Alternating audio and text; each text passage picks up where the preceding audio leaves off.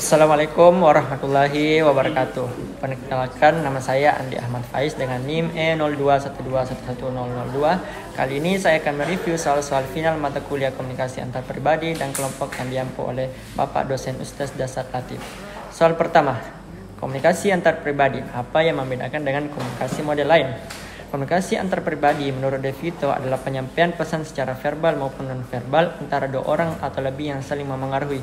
Dan yang membedakan dengan model yang lain adalah komunikasi antar pribadi bisa terjadi secara spontan, kapanpun dan dimanapun. Dan komunikasi antar pribadi tidak menuntut adanya kejelasan tujuan dan struktur. Soal kedua, apa pentingnya mempelajari komunikasi antar pribadi?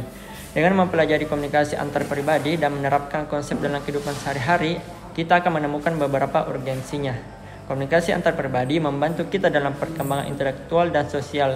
Saat kita belajar dengan berbicara dengan orang lain dan orang baru, tidak menutup kemungkinan kita akan mendapatkan informasi dan pengetahuan yang baru dari mereka.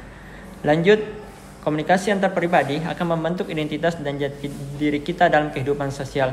Kemudian sebagai makhluk sosial, kita pasti membutuhkan orang lain dalam kehidupan kita, entah itu buat bercerita atau curhat. Dengan komunikasi, kesehatan mental kita akan terjaga dan terhindar dari mental illness. Soal ketiga, apa saja karakteristik komunikasi antar pribadi?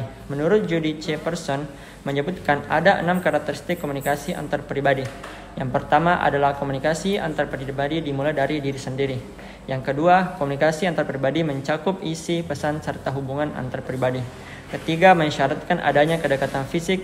Keempat, melibatkan berbagai pihak yang saling menguntungkan satu sama lain. Dan yang terakhir, komunikasi antar pribadi tidak dapat diubah maupun diulang. Soal keempat, apa peran komunikasi antar pribadi dalam mewujudkan keharmonisan keluarga? Bagi saya, dalam keluarga atau rumah tangga pasti kan membutuhkan kedekatan antar satu sama lain. Nah, komunikasi antar pribadi ini akan menciptakan keterbukaan dalam rumah tangga sehingga saling terjadi memahami dan tidak ada hal yang disembunyikan yang dapat merusak hubungan rumah tangga. Soal kelima, apa saja yang menjadi hambatan komunikasi antar pribadi?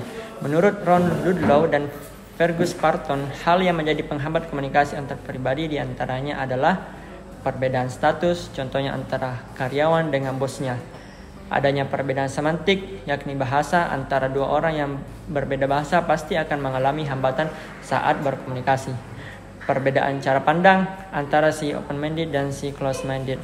Gangguan lingkungan fisik seperti kebisingan dan suara lainnya yang mengganggu. Gangguan media seperti buruknya jaringan sehingga suara yang diterima putus-putus dan kurang jelas. Dan yang terakhir adalah tidak adanya feedback dari seseorang yang menerima pesan. Itulah beberapa penjelasan penting tentang komunikasi antar pribadi. Demikianlah review soal versi saya. Terima kasih. Assalamualaikum warahmatullahi wabarakatuh.